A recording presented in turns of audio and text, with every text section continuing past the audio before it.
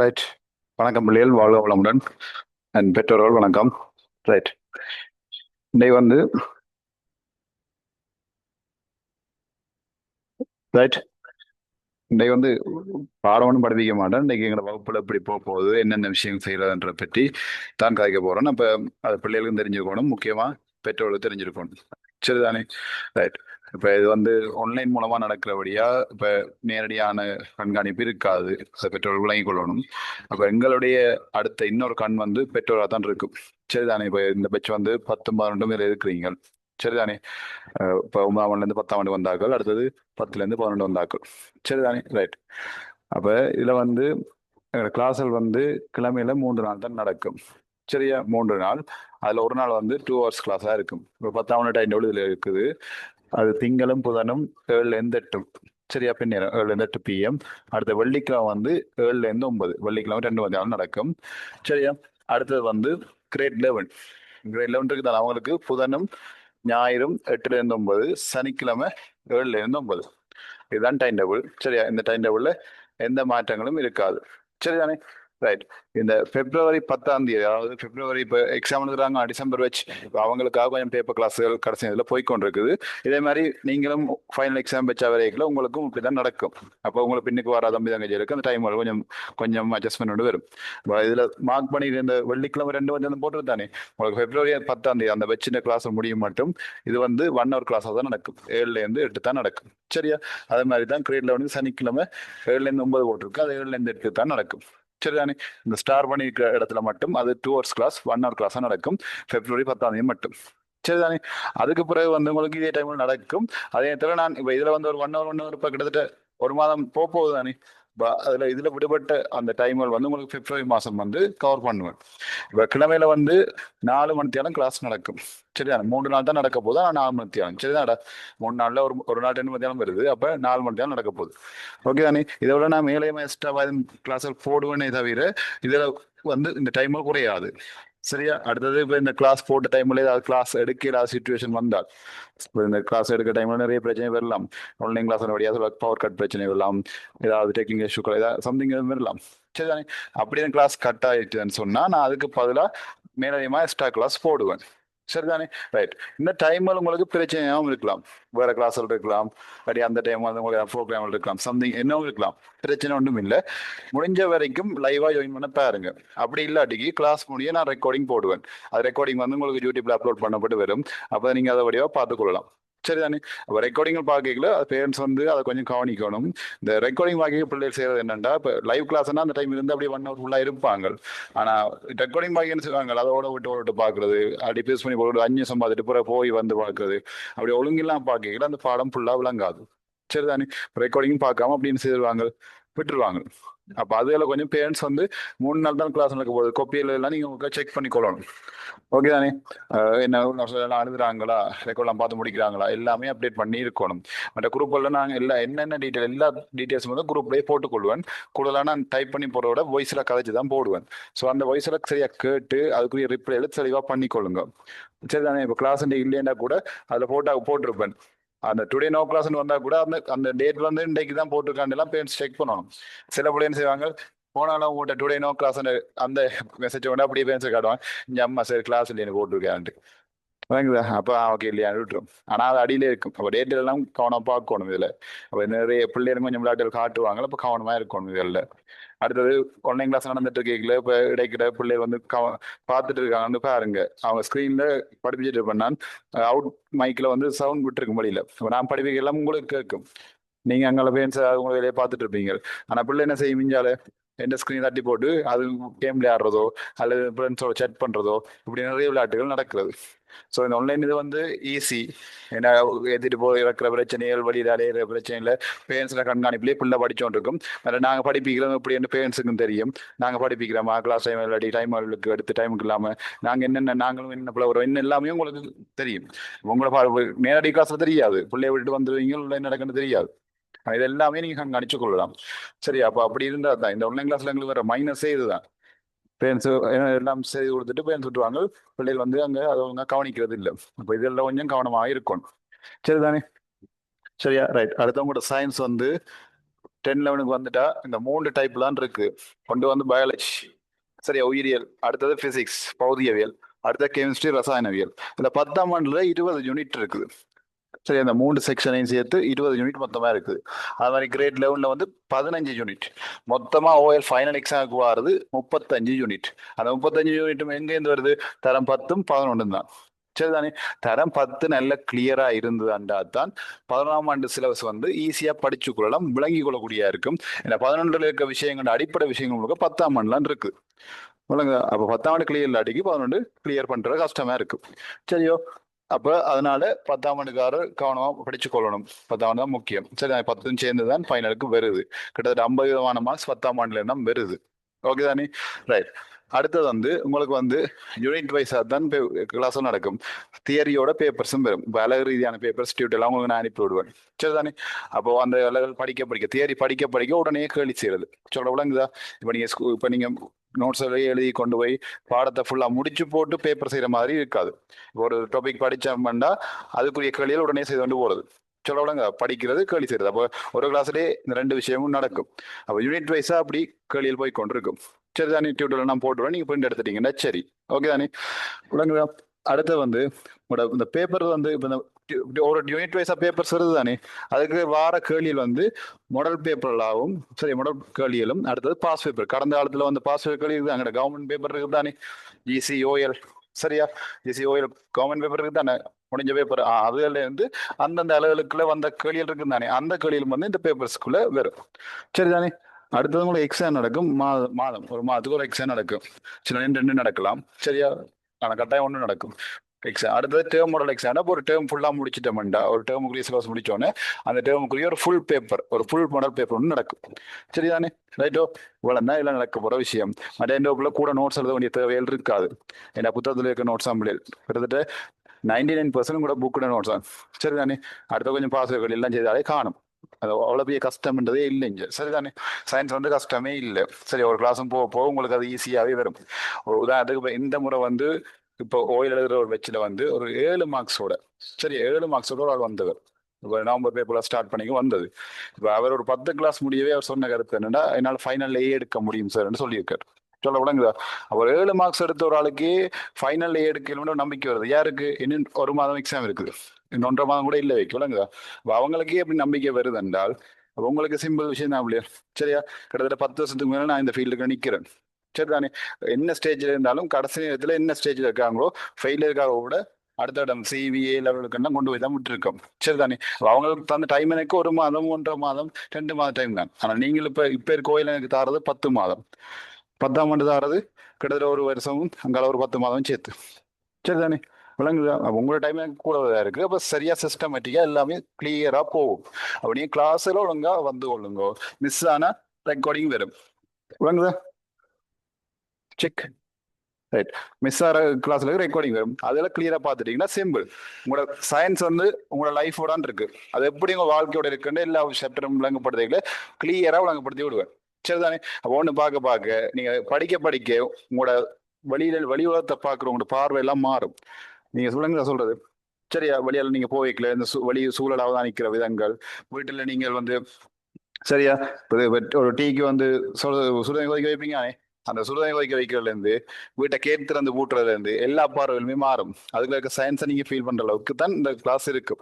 சரிதான் பிள்ளைகள்? இப்போ ஆல்ரெடி ஓயில் படிச்சுட்டு இருக்காலும் தெரியும். ஓயில் வந்து இப்போ புது ஓயில் ஏற்கனவே 10 படிச்சாலும் இருப்பாங்க. சரியா? ரைட்டோ? அப்போ உங்களுக்கு வந்து நீங்க 100% நம்பலாம். நீங்க என்ன ஸ்டேஜ் இருந்தாலும் பிரச்சனை இல்லை. உங்களை அடுத்தடுத்து கொண்டு வா. நீங்க ஒரு கிளாஸும் முடிய கொஞ்சம் கொஞ்சமா இம்ப்ரூவ் ஆகி கொண்டாந்து இருப்பீங்க. அதுக்கு இப்போ 10 மார்க்ஸ் இருக்கிறத நான் உடனே ஒரு டேர்ம்லயே 80 100 கொண்டு வந்து சொல்ல மாட்டேன். 10 அடுத்தடுத்து போய் கொஞ்சம் கொஞ்சமா தான் கொண்டு வரலாம். சரிதானே? அடுத்து உங்களோட முயற்சியும் வேணும். நாங்க எவ்வளவு தெளிவா படிப்பிச்சு படிப்பிக்க எவ்வளவு விளங்கினாலும் நீங்கள் செல்ஃபா ப்ராக்டிஸ் பண்ணணும். டவுட்டர் வந்து இப்போ கிளாஸ் டைம்ல கேட்கலாது. ஏன்னா கிளாஸ் 1 டைம்ல நீங்க 1 மணி காய்ச்சிட்டு எல்லாம் இருக்கலாதானே, அது மட்டும் அலர்ட் ஸ்டெப்பா இருக்கும். ஸோ நீங்க கிளாஸ் முடிஞ்சோடனே என் வாட்ஸ்அப் நம்பர் இருக்கு தானே, உங்க டவுட்டோட நீங்க எனக்கு போட்டு விடுங்க. போட்டா நான் உங்களுக்கு அதிலே சொல்லுவேன். நல்ல ஒரு டவுட்டா இருந்தேன்டா, இப்போ எல்லாருக்கும் இந்த டவுட் தேவை என்று சொல்லி சொன்னா நான் அடுத்த கிளாஸ்ல லைவ் கிளாஸ்ல வச்சு விளங்கப்படுத்தி விடுவேன். ஸோ டவுட் எல்லாம் நீங்க கிளியர் பண்ணிக்கொள்ளலாம். என்ன பிரச்சனைனாலும் காய்ச்சி கொள்ளலாம். படிக்கிற பிரச்சனையா என்ன சிக்கலாண்டா கால் பண்ணி கதைச்சு கொள்ளலாம். சரியா? பேரண்ட்ஸ் வந்து கனெக்ட்ல இருக்கணும். இது ஆன்லைன் கிளாஸ் தானே, மாதம் ஃபீஸை கட்டி போட்டோம், ஓகே ஜாயின் பண்ணி விட்டோம், ஏதோ படிச்சா படிக்கணும் அப்படி நம்மள்ட்ட இருக்கல. அது அப்படி நானும் விட மாட்டேன். முக்கியம் இந்த எக்ஸாம் இருக்கு தானே, இந்த எக்ஸாம் வந்து முக்கியம். சரியா? இந்த எக்ஸாம் வந்து அட்டன் பண்ணல, நீங்க இந்த எக்ஸாம் செய்யலன்னு சொல்லி சொன்னா உங்களை வகுப்புல இருந்து ஃபுல்லா நிப்பாட்டி விட்டுருவேன். சொல்ல விளங்குதா? இந்த எக்ஸாம் வந்து மாதத்துல ஒரு கதை. டேர்ம் எக்ஸாம் டேர்ம் கொண்டு தான் நடக்கும். மந்த்லி எக்ஸாம் மாதத்துல ஒன்று நடக்கும். சரியா? ஒன்று நடக்கும், ரைட் தானே? அப்ப அந்த எக்ஸாம் வந்து கட்டாயம் எல்லாரும் அட்டன் பண்ணத்தான் வேணும். எல்லாரும் செய்யணும். அவனுக்கு என்ன தெரியுதோ தெரியல, நீ செய்யத்தான் வேணும். எக்ஸாம் செஞ்சாதான் பிள்ளை நீங்கள் என்ன நிலைமை இருக்கு தெரியும். மந்த்லி ஒரு எக்ஸாம் தான் இப்போ பிளான் பண்ணியிருக்கேன். சில மந்த்லி 2 எக்ஸாம், 2 ஒரு எக்ஸாம் நடக்கலாம். சரியா? ஆனா கட்டாயம் நிச்சயமா ஒரு எக்ஸாம் நடக்கும். அப்ப அந்த எக்ஸாம் நீங்க கட்டாயம் அது என்ன மாதிரி எப்படி செய்யணும்லாம் அதனால கேட்கல சொல்லுவேன். அந்த எக்ஸாம் நீங்க சரியா அட்டன் பண்ணி தானே ஆகணும். அப்படி அட்டன் பண்ண இல்லைண்டா சரியா உங்களை கிளாஸ்ல இருந்து நிப்பாட்டிடுவேன். அப்படி நான் கிளாஸ்ல இருந்து நிப்பாட்டிடுவேன் அப்படி நீங்கள் எப்பயும் வந்து இந்த கிளாஸ்ல படிச்சு கொள்ளலாது. சரிதானே? நாங்க நீங்க படிக்க தானே வாரீங்களா, அப்ப எக்ஸாம் நீங்க அட்டன் பண்ணி தான் ஆகணும். இல்ல பேரண்ட்ஸ் வந்து கடும் கவனமாக இருக்கணும். இவர் எந்த எக்ஸ்கியூஸ் ஒன்றுமே இல்லை. அன்றைக்கு நான் எக்ஸாம் வைக்கிற உங்களுக்கு இப்போ பிள்ளைக்கு எதுவும் கடுமையான காய்ச்சல்களோ ஏதாவது உடல்நல பிரச்சனைகளோ அதை செய்யலாத சுச்சுவேஷனோ அப்படி எதுவும் சிக்க வேண்டாலோ அது நீங்கள் அன்றைக்கு எனக்கு பேரண்ட்ஸ் வந்து கால் பண்ணி சொல்லணும். பேரண்ட்ஸ் தான் சொல்லணும், பிள்ளையர் சொல்லக்கூடாது. பேரண்ட்ஸ் தான் கால் பண்ணி சொல்லணும் என்ன பிரச்சனை. இப்போ நீங்கள் வழியில் வேற மாவட்டம் போயிட்டேன், சொந்தக்கார விட்ட போயிட்டேன், ஆன்லைன் தானே, நீங்க எங்க போனாலும் பிரச்சனை இல்லை, போனையும் ஒரு பேப்பரையும் கொண்டு போங்க, பிரச்சனை முடிஞ்சது. உடல்நிலை பிரச்சனை தவிர வேற எந்த பிரச்சனையும் இல்லை. எக்ஸாம் 20 தான் நடக்கும். அப்ப எங்க போனாலும் நீங்க எந்த மாவட்டம் எங்க வாழும் பிள்ளைகள் எங்க வாழும் நைட்டுக்கு பிறகு வந்து வெளியிட போக மாட்டீங்க. நீ நைட் அங்கே ஸ்டே பண்ண தானே வேணும். சரியா? அப்ப இங்க என்ன செய்து கொள்ளலாம். உடல்நிலை பிரச்சனையை தாண்டி மிச்சம் பிரச்சனைண்டா அதுக்கு உங்களுக்கு எக்ஸ்கியூஸ் இருக்காது. ஸோ இந்த எக்ஸாம்ல கொஞ்சம் கடுங்கவனமா இருந்து கொள்ளுங்க. சரிதானே? திரும்பவும் சொல்றேன், எக்ஸாம் எடுக்காது அடிக்கி தேவையில்லை, கிளாஸை விட்டு தூக்கிடுவேன். வேற 100 பிள்ளை படிச்சு 10 பிள்ளை தான் நான் சொல்லலாம் கிட்ட ஒழுங்கா படிக்குதுண்டா எனக்கு அந்த 10 பிள்ளையும் காணும், மிச்சம் 90 பிள்ளையும் தேவையில்லை, விட்டுருவேன். விளங்குதா? அது சும்மா ஃபீஸையும் கட்டி சும்மா இருந்துருவான். இப்போ நீங்க வினக்கிட்ட ஃபீஸ் கட்டுறீங்க, மாதம் ஃபீஸை கட்டி படிக்கிறீங்க, பிள்ளையில இம்ப்ரூவ்மெண்ட் இல்லை, மார்க்ஸ்ல இம்ப்ரூவ்மெண்ட் இல்லாட்டிக்கு ஃபீஸை கட்டி போட்டு நீங்க மனநோவீங்க. காசை தார நீங்கள் ஒரு மனநோவு கொண்டு வரும். காசு கொடுக்க இந்த பிள்ளைல எந்த இம்ப்ரூவ்மெண்ட் இல்லையே, சரி ஏதோ போயிட்டு இருக்கட்டும், கிளாஸ் நிப்பாட்டும் மனசு வராது, சரி ஏதோ போயிட்டு இருக்கட்டும் இருக்கும். சரியோ? அப்ப எந்த விளையாட்டுலாம் இங்க சரி வராது. கிளாஸ் வந்து பிள்ளை கவனிச்சாலே இம்ப்ரூவ்மெண்ட் உடனே வரும். மற்றது பிள்ளை நோட்ஸ்ல அவங்க அழுதுதா, கிளாஸ்ல கவனமா இருக்குதா, என்ன செய்தெல்லாம் கவனிச்சு கொள்ளணும். இந்த எக்ஸாம் வச்ச பிறகு இந்த மார்க்ஸை வச்சு நான் அனலைஸ் தரம் பிச்சு எடுப்பேன். மார்க்ஸை பாக்கி தெரியும் அவர் என்னென்ன கேட்டகரியில் இருக்காங்கன்னு. அப்ப அந்த மார்க்ஸை குறைஞ்சாக்கள் அவங்களுக்கு உடனே நான் கால் பண்ணி நேரடியாக கதைப்பேன். கதைச்சு என்னென்னு பார்த்து ஒரு எக்ஸாம்ல மார்க்ஸ் குறைஞ்சிட்டேன் அப்புறம் அவங்களோட கதைச்சு என்னென்ன பிரச்சனை பார்த்து அடுத்தடுத்த கட்டத்துக்கு என்ன செய்யறது, அடுத்தடுத்த கட்டத்தை அவங்கள அப் பண்ணி கொண்டு போகும். ஸோ தனிப்பட்ட ரீதியில இல்ல 100 பிள்ளை வந்தாலும் சரி, 1000 பிள்ளை வந்தாலும் சரி, தனிப்பட்ட ரீதியில எல்லாத்தையும் கவனம் வந்து செலுத்தப்படும். அதை நீங்க மறந்துடாதீங்க. சரி, அது ஆன்லைன் தானே, ஒன்றும் தெரியாத யோசிச்சுட்டு இருக்காதீங்க. நான் எடுத்து கதைப்பேன். மார்க்ஸ் குறைஞ்சல எந்த பொறுப்பு, என்ன நம்பி வந்துட்டீங்க, நீங்க என்னுடைய பொறுப்பு. விளங்குதா? உங்களோட பிள்ளையெல்லாம் என்னது மார்க்ஸ் உயர்த்தி காட்டும். விளங்குதா? அப்போ அதெல்லாம் என்னென்ன கதைப்பேன். பிள்ளைக்கு சில என்ன பிரச்சனை, இப்போ ஒவ்வொருத்தரும் ஒவ்வொரு கட்டையில் இருக்கும். சில பிள்ளைக்கு ஒரு காச்சுன்னா விளங்கும், சில பிள்ளைக்கு 2 தெரிஞ்சிடணும், சிலருக்கு 3 தெரிஞ்சிடணும், சிலருக்கு படிக்கிற முறை தெரியாம இருக்கும். விளங்குதா? அப்படியே ஒவ்வொருக்கு பிரச்சனை இருக்கு. சில பிள்ளைக்கு இரவு நித்திர முடிச்சு படிக்கிறது நல்லா இருக்கும், விடியலையும் படிக்க சரி வராது. சில பிள்ளைக்கு இரவு படிக்கிற சரி வராது, விடியலையும் படிக்க சரி வரும். இது இப்ப 10 பவுண்டு தானே, பேரண்ட்ஸ் என்ன செய்யறது, திணிக்கிறது. கட்டாயம் முடிய எழுப்பி தான் படிக்கணும், கட்டாயம் முடிய எழுப்பி தான் படிக்கணும், முடியலையும் படிச்சாதான் எல்லாம் வரும். அது உண்மை, விடிய எழுப்பி படிச்சா நல்ல தான், இல்லையே நான் சொல்லல. ஆனா உங்களோட பிள்ளைக்கு அந்த விடிய எழும்புறதே அந்த பிள்ளைக்கு செட் ஆகுது இல்லை, ஒத்து வருது. இப்போ உதாரணத்துக்கு இப்போ என்ன எடுத்துக்கொண்டு அப்ப எனக்கும் விடியல கிளாஸ் எல்லாம் பெருசாக போறது இல்லை. போட்டாலும் முடிய என்ன செய்ய வேண்டாம் சொல்லோட கிளாஸ் எடுக்க நான் போயிடும். இரவிரவா எடுப்பேன், இரவு 1 மணி 2 மணி கூட நான் முடிச்சிருப்பேன். அது என்னுடைய என்னுடைய அமைப்பு அப்படி இருக்கு, எனக்கு அப்படி அது ஈஸியா இருக்கு. சில பேருக்கு இரவு சரி வராது, விடிய 3 மணி 4 மணிக்கு படிப்பாங்க. அது உதட்டு தன்மை. அப்ப அதெல்லாம் நாங்க மாத்தல. அது வந்த இயல்பு அதெல்லாம் ஆராயணும். ஒரு பிள்ளை படிக்கிறதுக்கு எல்லாமே செல்வாய்ச்சலுக்கு தான், வீட்டு சூழல், அடுத்த படிக்கிற டீச்சர்ஸ், அந்த பிள்ளையில மேனேஜ் சூழல், அந்த பிள்ளைங்க ஸ்கூல் சூழல், நண்பர்கள் வட்டம், நிறைய செல்வாக்கள் இருக்கு. அப்போ அதில் பார்த்து நிறைய இருக்கும். சில பிள்ளைகள் டிப்ரெஷன் ஆகக்கூடிய ஆக்களா இருக்கும். உதாரணத்துக்கு போய் ஸ்கூல்ல ஒரு ஃப்ரெண்ட் ஒரு டீச்சர் உனக்கு சயின்ஸ் வராது, கூடுதல் என்னோட வார பிரச்சனைகளுக்குரிய எல்லா பிள்ளைகளும் வார முதல்ல சொல்ற விஷயம் சயின்ஸ் கஷ்டம். அது 2 கிளாஸ் போக அந்த கஸ்டமர் ஈஸியா போயிடும். அந்த கஸ்டமர்ன்ற மைண்ட் செட் எப்படி வருதுன்றா, அது எல்லாருமே சயின்ஸ்னால பொதுவாக கஸ்டமர் ஒரு மனப்பான்மை இருக்குது. அடுத்த இப்போ ஸ்கூல்லையோ இல்லை யாரும் சொல்லிட்டாலோ இல்லை ஃப்ரெண்ட்ஸோ டீச்சர்ஸ் யாரும் சொல்லிட்டா அந்த பிள்ளை அப்படியே மைண்ட்ல அப்படியே ஃபிக்ஸ் ஆகி சயின்ஸ் கஷ்டம் அப்படியே விட்டுரும். இதான் இங்கே நடக்குது. அப்போ அந்த மைண்ட் செட் எல்லாம் மாறி அப்படி ஈஸியாகி அப்படியே கொண்டு போயிட்டு இருப்பேன் கிளாஸ்ல. ஸோ அதெல்லாம் யோசிக்க தேவையில்லை. அதே இதில் ஸ்கூல்ல பிள்ளைகளோ எங்கேயாவது யாராவது சொல்லிட்டு அதை யோசிச்சு சரியா டிப்ரெஷன் ஆகிற பிள்ளைலாம் இருக்கு. இப்படி ஒவ்வொரு டைப் எல்லாம் இருப்பாங்க. இப்போ அப்படியானவங்களோட தனிப்படையில் கதைச்சு சரி அவங்களெல்லாம் என்னென்னு பார்த்து ஆராய்ச்சி அவங்கள அடுத்தடுத்த கட்டத்துக்கு கொண்டு போகிற மாதிரியான எல்லா விஷயமும் நடக்கும். எல்லா விதத்திலையும் கவனிப்பால் நடக்கும். அதை நீங்கள் யோசிக்கவே தேவையில்லை. செய்யக்கூடிய பிள்ளை பிரச்சனை அதை செய்து கொண்டு போகும். மற்ற பிள்ளைகளுக்கு கொஞ்சம் அவங்கள என்னென்னு பார்த்து அவங்களிலேருந்து கொண்டு போகணும். அப்போ 5 மார்க்ஸ் இருந்தால் கூட பிரச்சனை இல்லை. உங்களை ஃபைனலில் ஓஎல் ஃபைனல் எக்ஸாமில் A+ இருக்கிறதுக்கு இது போய்கொண்டிருக்கும். சரிதானே? அதே இது பாடங்களுக்கு சில ப்ராக்டிகல்ஸ் எல்லாம் வரும். ப்ராக்டிகல்ஸ் வந்து ஒன்று வீடியோவாவோ இல்லை லைவாக கூட செய்து காட்ட அளவுக்கு அதுக்கு அமைச்சரும் போய்கொண்டிருக்குது. முடிஞ்ச அளவுக்கு அது நிச்சயம் அது உங்களுக்கு நடக்கும். நிச்சயம் 10ஆம் ஆண்டுக்கு நடக்கும். அவங்க 10ஆம் ஆண்டு இப்போ 10ஆம் ஆண்டு நடக்கும், அடுத்த 12ஆம் நடக்கும். இப்போ இருக்க 12ஆண்டுக்கும் கிடைக்க வாய்ப்பு இருக்குது. இப்போ ப்ராக்டிகல்ஸ் அதுக்குரிய திங்ஸ் எல்லாம் வாங்கணும் தானே, அப்போ அதெல்லாம் இருக்குது. ஸோ அதுவும் கொஞ்சம் மேக்ஸிமம் ப்ராக்டிகல்ஸ் இப்போ சயின்ஸில் செய்கிறது குறைவு தானே, லைவாகவே எல்லாம் செஞ்சு காட்டி அதுக்குரிய கடையில் அப்படி அந்த ஒரு வேலை திட்டமும் போகும். விளங்குதோ? டோட்டலாக சொன்னால் சயின்ஸ் உங்களுக்கு சிம்பிளாக்கி தரப்படும். சரிதானே? ஒரு கிளாஸ் படிக்க படிக்க உங்களுக்கு எல்லாமே ஈஸியாக விளங்குது. இவ்வளவு தான் சயின்ஸா சார், இதுக்கு தான் நாங்கள் கஷ்டப்பட்டோமா, இதுக்கு தான் நாங்கள் பயந்துட்டு இருந்தோமான்ற மாதிரி தான் உங்களோட மைண்ட் செட் வரும். சரிதானே? விளங்குதோ? இப்போ நீங்கள் வந்து இப்போ இந்த கிளாஸுக்கு வாரீங்க. இப்போ நீங்கள் ஒரு ஃப்ரெண்ட்ஸோ யாரையுமோ இந்த கிளாஸுக்கு வாங்கணும் நீங்கள் சொல்ல தேவையில்லை. உங்களுடைய வளர்ச்சியை பார்த்து, உங்களுடைய இம்ப்ரூவ்மெண்ட்டை பார்த்து, உங்களோட மார்க்ஸை பார்த்து அவங்களே கேட்பாங்க. சரியா? எனக்கு வந்து யாரும் நீங்கள் கூட்டிட்டு வாங்கணும்னு சொல்ல மாட்டேன். சரிதானே? நீங்கள் நல்லா படிங்க, நல்லா மார்க்ஸ் எடுங்க, அதை பார்த்து அவங்க வருவாங்க. சரிதானே? ஸோ அந்த சைட்லாம் நீங்கள் மெனக்கிட வேண்டிய அவசியம் வராது. சரிதானே? மற்றது வந்து பேமெண்ட் வந்து ஒரு மாதத்துக்கு 1500 மட்டும்தான் பேமெண்ட். இது இந்த போட்ட டைம்ல இருந்து கூட கிளாஸ் நடக்கும், எக்ஸ்ட்ரா கிளாஸ் எல்லாம் நடக்கும். சரியா? அப்படி எக்ஸ்ட்ரா கிளாஸ் நடந்தா அப்புறம் அதுக்கு எக்ஸ்ட்ரா பேமெண்ட் வந்து யோசிச்சுறாங்க. நான் முடிஞ்ச அளவுக்கு கூட தான் எடுப்போம். ஆனா பேமெண்ட் வந்து அதே தான், மாதம் பேமெண்ட் வந்து நீங்கள் ஒவ்வொரு மாதமும் 10ஆம் தேதிக்குள்ள கட்டிடணும். சொல்ல விளங்குதா? ஒவ்வொரு மாதமும் 10ஆம் தேதிக்குள்ள கட்டிடணும். 10ஆம் தேதிக்கு பிறகு கட்டின பிறகு அந்த மாதிரி இப்போ அது இப்போ ஜனவரி இப்போ 3ஆம் தேதி, இந்த ஜனவரி 10ஆம் தேதிக்குள்ள பேமெண்ட் கட்டிட்டீங்கன்னா உங்களுக்கு ஜனவரிக்குரிய அந்த புது குரூப் வரும். அப்போ ஜனவரி 11லேருந்து என்ன செய்யும், அந்த புது குரூப் தான் இயங்கும். அதெல்லாம் சூம் லிங்க் பாஸ்வேர்டு எல்லா டீட்டெயிலும் போயிட்டு இருக்கும். சரியோ? கட்டாத வந்து அப்படியே நிற்க முடியும். பிறகு நீங்கள் பிறகுதான் கட்டி வருவீங்களா இருந்தால் பிறகு நீங்கள் கட்டினா பிறகு கிளாஸில் ஜாயின் ஆவீங்க. 10ஆம் தேதி கட்டுறது நீங்கள் ஒரு 15ஆம் தேதி கட்டுறீங்கன்னு வச்சா அந்த 5 நாள் நடக்கிற கிளாஸுக்கு நீங்கள் லைவாக ஜாயின் பண்ணிடலாம். அது 15ஆம் தேதி பிறகு தான் நீங்கள் என்ன செய்யலாம், அந்த குரூப்பில் ஜாயின் பண்ணி கிளாஸுக்கு ஜாயின் பண்ணுவீங்க. முடிஞ்ச கிளாஸில் ரெக்கார்ட் வரும் உங்களுக்கு. சரியா? அப்ப இந்த டேட் வந்து கொஞ்சம் ஃபிக்ஸ்டா இருக்கு. ஏன்னா கடந்த காலங்களில் நான் சரியா இந்த இதனால பிரச்சனை பட்டேன். இப்ப டேட் வந்து நான் ஒரு மாதத்துக்குள்ளே விடுறது, சரி ஒரு மாதத்துக்கு உங்களுக்கு ஏழை வாங்கி கட்டுங்கன்னு விட்டா அவங்க என்ன செய்யறது, கட்டுறேன்னு சொல்லிட்டு நிறைய பேர் அப்படி கட்டாமையே விட்டுட்டு போயிடுறாங்க. சொல்ற விளங்குதா? இப்ப உங்களுக்கு உண்மையாவே ஃபீஸ் கட்டுற கஷ்டம், பொருளாதார பிரச்சனைகள் இருக்குது. சரியா? பெண் தலைமைத்துவ குடும்பமா இருக்கலாம், சில ஆண் தலைமைத்துவ குடும்பமா இருக்கலாம், சிலாடி குடும்பமா இருந்தாலும் நிறைய பிள்ளைகள் இருக்கலாம். ஒவ்வொருக்கும் ஒவ்வொரு பின்புலங்கள் இருப்பீங்க. அப்படி உண்மையாவே உங்களுக்கு பிரச்சனைகள் இருக்குதுன்னு சொல்லி சொன்னா அதை நீங்க கால் பண்ணி கதைக்கலாம். கதைச்சு இருந்தா நான் அதுக்கேற்ற மாதிரி உங்களுக்கு அதுக்குரிய சலுகைகள் பண்ணி தருவோம். சரியோ? ஆனா கட்டுறேன்னு சொல்லி போட்டு ஏமாத்தக்கூடாது. சொல்ல விளங்குதா? அப்ப ஒரு ஒரு டீச்சர்ஸுக்கு வந்து படிப்பிக்க டீச்சர்ஸுக்கு வந்து நீங்க ஃபீஸை கட்டுறேன்னு சொல்லி போட்டு அது ஏமாத்துறது, அது பேரண்ட்ஸா இருந்தாலும் சரி, பிள்ளைகளா இருந்தாலும் சரி, அந்த எண்ணம் வந்து பிழையானது தானே. பெற்றோர்கள் வந்து அதை செய்தா அதை பார்த்து என்ன செய்யும், பிள்ளைகளும் அதை தான் பழகிக்கொள்ளும். நாளை பிள்ளையும் வளர்ந்து அதுதான் செய்யும். அப்ப இன்னொருத்தரை நாங்கள் ஏமாற்ற அளவுக்கு அதில் அந்த பக்கங்கள் நாங்கள் விதைக்கக்கூடாது. ஸோ அதை விதைக்கிறதுக்கு நானும் ஒரு காரணமாக இருக்கக்கூடாது. நான் சலுகைகள் விடுறபடியே தானே, எப்போ நான் கட்டுங்க சைலேட்டாக கட்டுங்க நான் விடுறபடியே தானே நீங்களும் அந்த தவறுல செய்யக்கூடியதுக்கு வருது. அப்போ அதில் சிலவர்கள் இப்படி நடக்கும் விளையாட்டு. சரி இப்போ ஜனவரி கட்டையில், பிப்ரவரி கட்டையில் அப்படின்னு இடையில கிளாஸ் வர மாட்டாங்க. ஒரு 2 மாதத்துக்கு 2 மாதத்துக்கு வராங்க, 3ஆம் மாதத்துக்கு வருவாங்க திருப்பி. 2 மாதம் வராவிட்டு 3ஆம் வருவாங்க. ஸோ இடையில கொஞ்சம் ஏதாவது ஒரு காரணம் சொல்லி வரையலாம் போயிட்டு அப்படி இப்படி எவ்வளோ சொல்லி போட்டு புதுசாக வருவாங்க. அப்போ நான் என்ன செய்வேன், அதை முடிஞ்ச 2 மாதம் முடிஞ்ச ஃபீஸை வந்து கேட்க மாட்டோம்.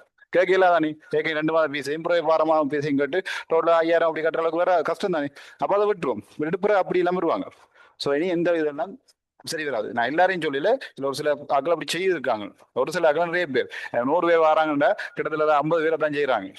சரி, அப்போ இந்த ஒரு பேப்பர் கிளாஸ்லையும் அதான் நடந்து கொண்டு இருக்குது.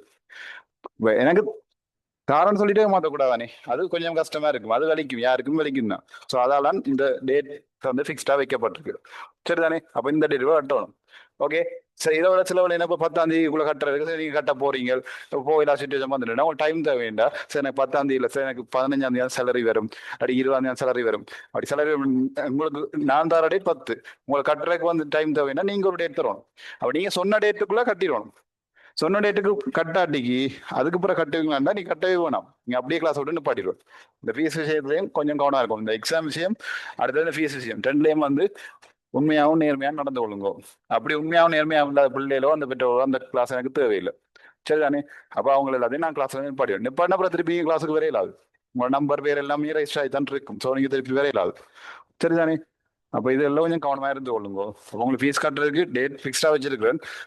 பொருளாதார பற்றினாலும் காய்க்க சொல்லி இருக்கிறேன். அப்படி டைம் தேவைன்னா அந்த சரியான டேட்டையும் சொல்றேன். சில டேட்டை சொல்லி போட்டு அப்புறம் அப்படியே கட்ட விட்டுறது அதெல்லாம் கூட வழக்கம், அது வேண்டாம். ஸோ உங்களுக்கு இவ்வளோ ஆப்ஷன் தரப்பட்டிருக்கு. ஆனால் உங்களுக்கு தெரியும் அநேகமான இடங்கள்ல சொன்ன டேட்டுக்கு ஃபீஸ் கட்டியாகும். கட்டினா உள்ள போவீங்க ஆன்லைன் கிளாஸுகள், இல்லாட்டி இல்லை தான். கிளாஸ் ரெக்கார்டிங்களும் எடுக்கலாது. பேசிக் நிறைய இதெல்லாம் போயிட்டு இருக்கு. நான் எனக்கு படிப்பு முக்கியம். முதலாவது முன்னுரிமை படிப்பு தான், ரெண்டாவது தான் பேமெண்ட் காசு விஷயம். அப்போ அதனால படிப்பு ஒழுங்கா செய்ய எடுத்துக்கொள்ளுங்க. அந்த காசு விஷயத்துல வந்து இப்போ என்ன ஏமாத்துற அளவுக்கு நம்ம இடையிலாது. சரிதானே? அதில் நான் நிறைய விஷயம் அப்படி இழந்துட்டேன். அப்போ இனியும் நான் இழக்கிறதுக்கு விரும்ப இல்லை. சரிதானே? ஸோ அதில் பேமெண்ட்லேயும் இந்த எக்ஸாம்லையும் கவனமா எல்லாரும் கவனமா இருந்து கொள்ளுங்க. அந்த குரூப்ல போற மெசேஜ்ல வந்து சரியா பதிலளிக்க பழகி கொள்ளுங்க. எதுவும் கேட்டு போட டீட்டெயில் கேட்டு போட்டா போட மாட்டாங்க. இந்த நம்பர் சீரியல் நம்பர் எடுக்க சொல்லி எவ்வளவு போட்டேன். இந்த இதான 5 பேருக்கு காசு இருக்கு, எனக்கு நம்பர் இல்லை. பார்த்தாவே டீட்டெயில்ஸே அனுப்பி இல்லை. டீட்டெயில்ஸ் அனுப்பி அடிக்க என்ன எத்தனை போட டீட்டெயில் அனுப்பி இருக்கீங்களா, அனுப்பி நம்பர் எடுங்கோ. சரி, அப்ப நிறைய பேர் சீரியல் நம்பர்ல வேற இல்லை, எல்லாரும் கூட பேர். இப்ப நம்பரை போட்டீங்கன்னா அதுக்கு இப்ப TK01 இவ்வளவு தான் நம்பர், இவ்வளவு தான் நம்பர். ஒரு அங்காளவும் கூட பட்ட பேர்கள் பஞ்சாயத்து பேர்கள்லாம் இருக்கக்கூடாது. சரியா? பிள்ளைகள் கவனம். நீங்க சும்மா அந்த ஸ்டார் போடுறது கார்ட் போடுறது சரியா வெறும் இவ்வளவு பேரும் தான் இருக்கும். நான் தந்த நம்பர் TK01, இது கேபிட்டல் டி இருக்கும், capital T small capital K01. சரியோ? இதுல இப்ப கேபிட்டலுக்கு பதிலாக ஸ்மால் TK ஆகுது, அது பிரச்சனை இல்லை. இதை விட இதுக்கு முன்னுக்கு ஸ்டார் போடுறது, அங்கால கார்ட் போடுறது, அம்பு விடுறது. சரியோ? விளங்குதோ? வேற உங்களோட பேர்களை வைக்கிறது, இந்த சொற்கள் ஒன்றுமே கூடாது. இருந்தா சூம்ல இருந்து ரிமூவ் பண்ணி விட்டுருவேன். வடையா கட்டு கொள்ளுங்க. ரிமூவ் பண்ணினா நீங்க அந்த டைம் அந்த லைவ் கிளாஸுக்கு ஜாயின் பண்ணிடலாம். சரிதானே? மற்ற நீங்க அடிக்கடி இப்படி குழப்பம் பண்றாக்களா இருந்தா சரியா வகுப்புல இருந்து நிப்பாட்டியே விட்டுருவேன். மற்ற வகுப்புகளுக்கு ஒழுங்கா வரணும், மேக்சிமம் ஒழுங்கா வரணும். அப்படி அடிக்கடி ஒழுங்கு இல்லாத ஆட்கள் அப்படியான ஆட்களையும் பார்த்து வகுப்போடு நிப்பாட்டிடுவேன். உங்களுக்கு கிழமையில 3 நாள் தான் போட்டு கிளாஸ். சரிதானே? 4-5 நாள் எல்லாம் 10 நாள்லாம் போடல. முதல்ல அப்படித்தான் எடுத்து 4-5 நாள் ஒவ்வொரு நாள் கிளாஸ் போட்டுருங்க. இப்ப எல்லாம் முறைய சுருக்கி கணக்கா கொண்டு விட்டுருக்கு.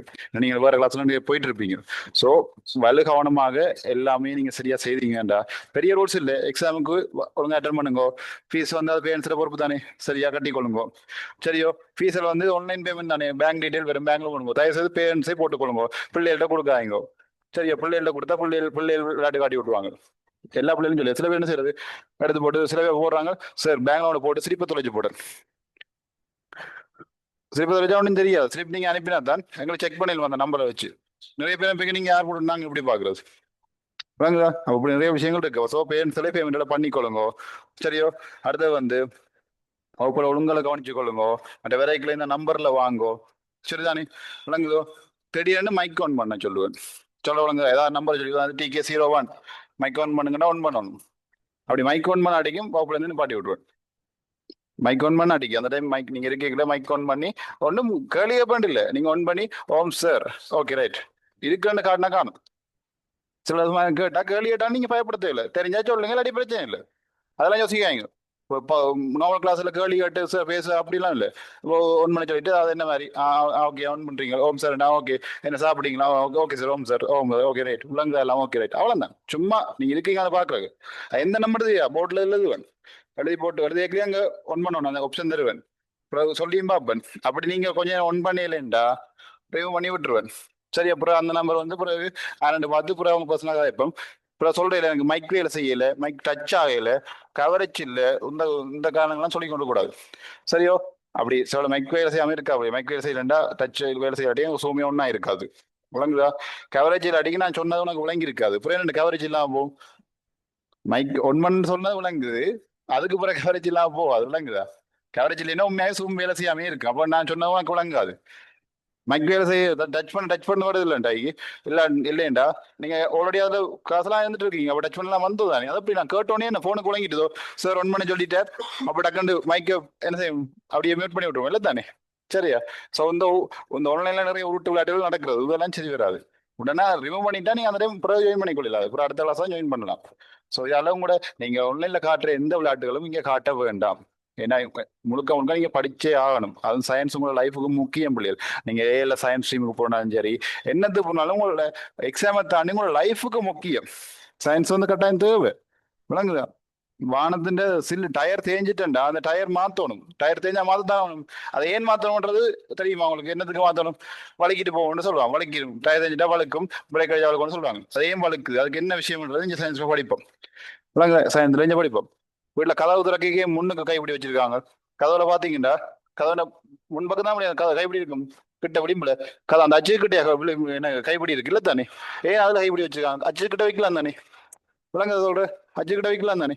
இப்படி எல்லாமே சயின்ஸ் உங்களுக்கு உங்களோட லைஃப்லயே இருக்குது. எல்லாமே அப்படி விளக்கம் அப்படி வரும். அப்படி வேற இல்லை, ஈஸியா தான் சயின்ஸ் வரப்போகுது. ஸோ இதெல்லாம் நீங்கள் விளங்கி கொள்ள வேணும் என்றால் சயின்ஸ் படிச்சு தான் ஆகணும். லைஃப்ல எப்பயுமே அது முக்கியமானதுதான் சயின்ஸ். விளங்குதோ? இவ்வளவு வாளில அழுறீங்கண்டா வாளி கயிறு வந்து உயரம் கப்பி உயரமா இருந்தாலும் இல்லாமா கிட்ட இருந்தாலும் இல்லாமா இல்லாட்டி ஏன் கப்பில சத்தம் பெறக்கூடாது? ஏன் சத்தம் வருது? சரியா? வீட்டுல நீங்க வீட்டுல விளக்குமாறு பிடிச்சு கூட்டுறீங்கல்ல, கூட்டுறதுல சயின்ஸ் இருக்கு பிள்ளையார். தும்பை பிடிச்சு கூட்டுறீங்களா? இருக்கு. டீ ஊத்துறீங்களா? டீ ஊத்துறத வச்சே நான் பாதி கெமிஸ்ட்ரியை முடிச்சிருவேன். விளங்க சொல்றேன். தேங்காய் திருவுறது இருக்குது. வீட்டுல இருக்க அத்தனை வேலையும் இருக்கு. இதெல்லாம் சொல்ல நீங்க அவன் நினைச்சிருக்கணும். கோழி எவ்வளவு கொத்துறீங்களா? மம்படியால் புளிச்சிருக்கிறீங்களா? அளவாங்க இருக்குதா? எல்லாமே சயின்ஸ் இருக்குது. பைக் ஓடுறதுல இருந்து பைக்கு வேகமா போகுது, வேகம் குறையுது, கூடுது, எப்படி கூடுது, குறையுது, குறைய என்ன நடக்குது?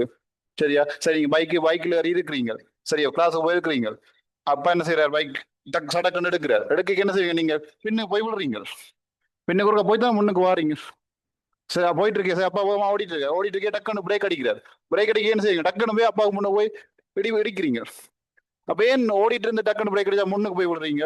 இல்லாட்டிக்கு கோயில அதாவது ஆரம்பத்துல பைக் சடக்குன்னு டக்குன்னு எடுக்கல, ஏன் பின்னுக்கு போயிட்டு முன்னுக்கு வாரீங்க? இதெல்லாம் சயின்ஸ்ல உங்களுக்கு விளக்கம் பெறும். சொல்ற விளங்குதா? சும்மா சாம்பிளே சொல்றேன். விளங்குதா? ஏன் மாவுள்ள வழுக்கி டக்குன்னு விழுறோம்?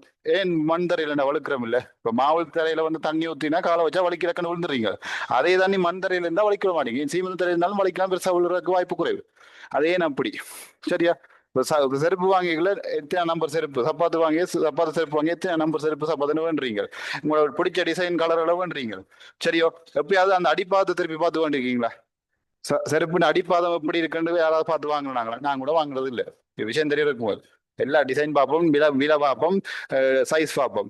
திருப்பி அடிப்பாதம் எப்படி டிசைன்ல இருக்குன்னு யாராவது பார்த்துருக்கோமா? இல்லை தானே? அது எல்லாமே பார்க்கவே வேணும். அதுல என்ன விஷயம் இருக்கு? எல்லாமே சயின்ஸுங்களால வெறும் பள்ளியல். சரியா? அவன் பயாலஜி எல்லாம் படிச்சீங்கன்னா உங்களோட உடம்புல இருக்கிற பகுதிகள் எல்லாம் என்னென்ன செய்யுது. ஒழுங்கா நீங்க சாப்பிட்றது தானே பிள்ளைகள். காலம் சாப்பிட்றது இல்லை, ஒழுங்கா டைம்ல சாப்பிட்றது இல்லை, கண்டல சாப்பிட்றது, அல்சர், அது எவ்வளவு பிரச்சனை வருது இல்லை? அப்போ அது என்ன நடக்குது? ஏன் அப்படி பிரச்சனை வருது? இப்படி உங்களோட உடம்பு சம்பந்தப்பட்ட, உங்களோட சூழல் சம்பந்தப்பட்ட, உங்களோட லைஃப் டோட்டலா உங்களோட ஒட்டுமொத்த வாழ்க்கையும் இந்த சயின்ஸுக்கால வந்துடும் பிள்ளைகள். அப்படிதான் உங்களுக்கு வந்து தெரிவேன். சரிதானே? அவ்வளவு இன்ட்ரெஸ்டிங்கா ஒவ்வொரு வகுப்பும் அவ்வளவு துல்லியமா இருக்கும். உங்களுக்கு ஈஸியா நீங்க வகுப்புல கவனிச்சாலே சராசரியா உங்களோட விஷயம் கூட நிலைமை நாலேஜ் வந்து அப்டேட் ஆயிடும். அப்புறம் கொஞ்சம் நீங்க செல்ஃபா ப்ராக்டிஸ் பண்ணி கல்வியெல்லாம் செய்துட்டு வந்தீங்கன்னா சிம்பிளா எல்லாம் ஓகே, ஆட்டோமேட்டிக்கா வந்துடும் பிள்ளைகள். சரிதானே? இப்படிதான் கிளாஸ் எல்லாம் போகுது. சரியா? டைம் டேபிள் போட்டிருக்கு. சரியா? இதெல்லாம் போட்டிருக்கு. எல்லாம் நோட் பண்ணி வச்சுக்கொள்ளுங்க. சரியா? போட்டோ எடுத்து போட்டுருவோம் குரூப்லையும். மற்ற இவ்வளவு நம்மளுடைய விஷயம் இப்படியே போயிட்டு இருக்கும். இதை விட இன்னும் அப்டேட் கூடும். ப்ராக்டிகல் சம்திங் ஏதாவது புதுசு புதுசாக அப்டேட் பண்ணுவனுடைய இதோட விஷயம் வந்து குறைஞ்சு போகாது. சரியா? திரும்ப சொல்றேன், 100% உங்களோட ரிசல்ட்ஸுக்கு நான் கேரண்டி பிள்ளைகள். சரியா? அந்த எக்ஸ்பீரியன்ஸையும் வச்சு அதையும் தாண்டி சொல்றேன். சரியோ? நானே மிரண்டிருக்க முடியாது. போன வருஷம் இந்த முறை எக்ஸாம் எழுத போறாள். போன வருஷம் வந்து பிள்ளைகள் ஒரு 33 எடுத்தாங்க. சரியோ? 33 எடுத்தால் ஃபைனல்ல வந்து எடுத்த ரிசல்ட்ஸ் பி.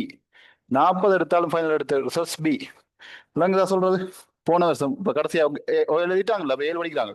இவங்களுக்கு எப்படி எடுத்தா தெரியுமா? ஜஸ்ட் ஒரு 10 நாள். 10 நாள் நான் செய்த ஒரு தியரி ரிவிஷன் மட்டும்தான் முடியாது. 10 நாள் இந்த கெமிஸ்ட்ரி பிசிக்ஸ் இருக்குதான் முடியாது. 10-11 கிட்டத்தட்ட கெமிஸ்ட்ரி பிசிக்ஸ் கிட்டத்தட்ட ஒரு 25 யூனிட் கிட்ட வரும். அந்த 25 யூனிட்லையும் தியரியை ரிவிஷன் பண்ணி விட்டு நான் மொத்த தியரியும் விளங்கப்படுத்தி கேள்வியும் செய்யல. ஒற்று கேள்வியும் செய்த பிள்ளைகள், ஒற்று கேள்வியும் செய்த மொத்த தியரியும் ரிவிஷன் பண்ணி விட்டுறான். ரிவிஷன் பண்ணிக்கலாம், அது எப்படி கேள்வி வரும் நான் என்னென்ன பிள்ளைகள் எல்லாம் சொன்னான். அந்த தியரி ரிவிஷன் மட்டும் வச்சு படிச்சு பாருங்க. 33 எடுத்தவங்க அப்ப எக்ஸாமு கிட்ட கடைசியா தேர்ட்டம் நடந்த எக்ஸாம் 33. அந்த 10 நாள் இது எப்ப நடந்தது? எக்ஸாமுக்கு ஒரு ஒரு கிழமைக்கு முன்னுக்கு தான் அந்த 10 நாள் இந்த இந்த செமினார் நடந்தது. அப்ப அதுல வந்து யோசிச்சு பாருங்க, பி எடுத்தது. நானே இந்த அனுபவத்து இந்த ஃபீல்டுக்குள்ள வந்ததுலேயே ஒரு பெரிய ஒரு மாற்றத்தை தந்தது. அப்ப யோசிச்சு 33 பிள்ளைகள் கிட்டத்தட்ட ஃபெயில் மார்க்ஸ். Fail W. சரியா? டபிள்யூ இருந்து பிக்கு வந்திருக்காங்க. இது 40 பாஸ் தான். சரியா? எஸ்ல இருந்து பிக்கு வந்திருக்காங்க. அது மாதிரி 50-55 எடுத்தாக்கள் எல்லாம் ஏ எடுத்திருக்காங்க. அப்ப அந்த ஒரு டைம்ல நான் என்ன யோசிச்சேன்டா, அவங்க கொஞ்சம் பேப்பர்ஸ் செஞ்சிருந்தா இவங்க எடுத்திருப்பாங்கன்னு யோசிச்சாங்க. அதெல்லாம் இந்த வருஷம் வச்சுக்கேன் செய்யிருக்கேன். 3 மாதத்துக்கு பேப்பர் கிளாஸ் செஞ்சு 7 மார்க்ஸ் எடுத்தவங்க கூட எடுப்பாங்க. நம்பிக்கையில போயிட்டு இருப்பான், நிச்சயம் எடுப்பாங்க. அப்படி சரியா? அப்படிதான் போய் கொண்டு வகுப்பு. அப்ப ஒரு வருஷம் வரை பாருங்க, அப்படி முதல் 10 நாள் தேர் ரிவிஷன், இந்த முறை வந்து பேப்பர்ஸோட டிஸ்கஷன். சரி, இவங்களும் 10 நாள் ரிவிஷன் இருக்கும் வரும். அது மாதிரி உங்களுக்கும் கடைசி நேரங்களில் வரும் முடியாது. அப்படி உங்களோட ஃபுல் ஃபைனல் எக்ஸாம் மட்டும் பிள்ளைகள் ஃபுல்லான சப்போர்ட்டாக இருந்து எல்லாம் கிளியராக செஞ்சு விடுவேன். சரியோ? பேரண்ட்ஸும் நம்பிக்கையா, எல்லாமே நம்பிக்கையா எல்லாம் நடக்கும். சரியோ? எல்லாம் டைமுக்கு நீங்களும் எனக்கு டைமுக்கு எல்லாம் டேட்டுக்கு பேமெண்ட் எல்லாம் பண்ணி டேட் இந்த முன்னுக்கே பண்ணிக்கொள்ளுங்க. டைம் 10 இல்லை, அதுக்கு முன்னுக்கு 1 பண்ணி எல்லாம் பண்ணிக்கொள்ளுங்க. சரியோ? பண்ணி அதுக்குள்ள என்ன குரூப்லாம் ஜாயின் பண்ணி எல்லாம் கிளியர் ஆகிட்டீங்கடா, எல்லாம் கிளியரா போய்கொண்டு இருக்கும். குழப்பங்கள் தர வேணாம். எனக்கு குழப்பம் இருந்தால் எனக்கு தான் டிப்ரெஷன். ஸோ பிரச்சனைக்கு நான் படி விட்டுருவேன். அதோட உங்களுக்கு என்ன பிரச்சனை, நீங்க ஓப்பனாக காய்க்கலாம், பேரண்ட்ஸ் கால் பண்ணி காய்க்கலாம். நீங்க எடுக்கிற டைம் நான் பார்த்து எனக்கு டைம் கிடையாது அடுத்து காய்ப்பேன். அப்படி நீங்க வாட்ஸ்அப்ல கூடுதலாக கோல் அடிக்கும். நீங்க வாட்ஸ்அப்ல ஒரு வாய்ஸ்ல போட்டு விடுங்க. உங்களோட பிரச்சனைனா வாய்ஸ்ல போட்டு விடுங்க.